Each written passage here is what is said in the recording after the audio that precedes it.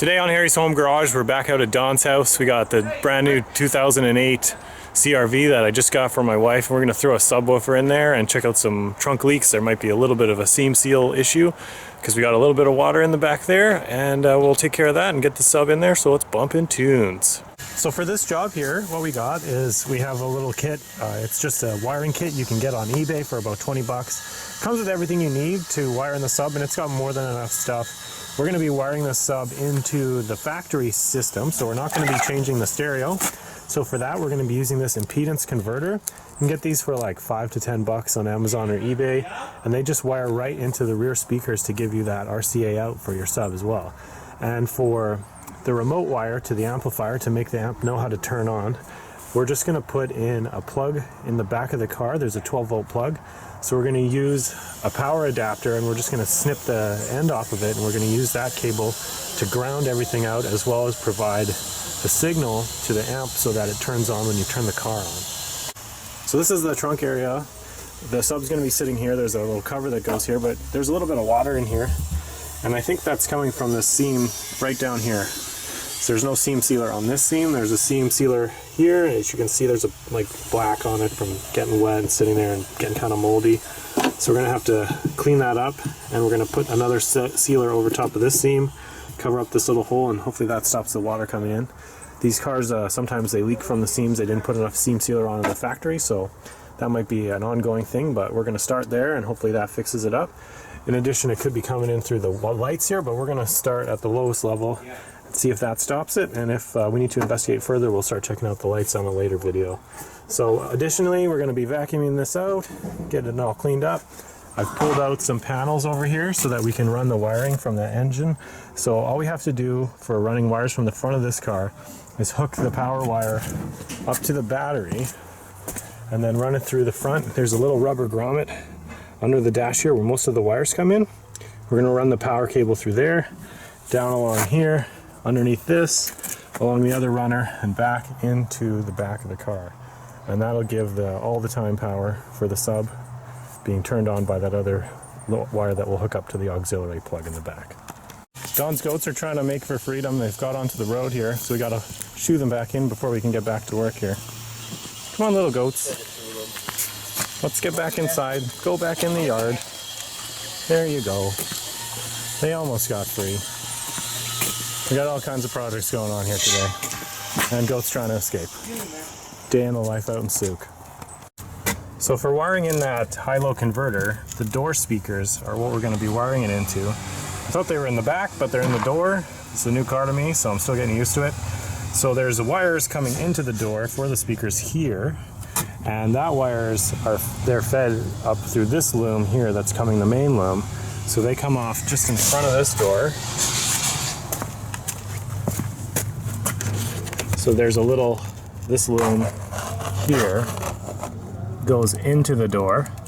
So what I need to do is open up the speaker, figure out what color the wires are, then I'll open this up, find those wires, and splice it into them.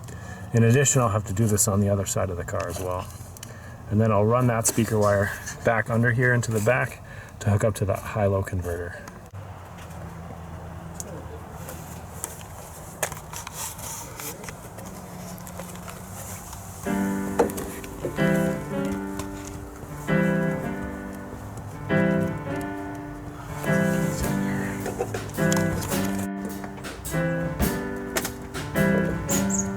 Almost. Yeah, keep going.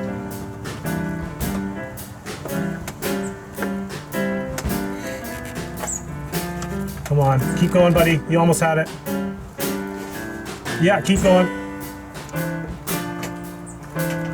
Yeah, I've got it. Keep going. I've got the end with the cord on it almost out if you keep pushing on it.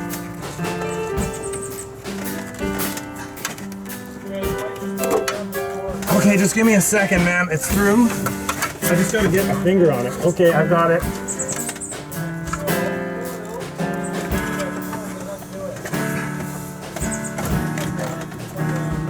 Yeah. Okay, pull it back through. Yeah, pull it back through. Sweet, bud. Thank you.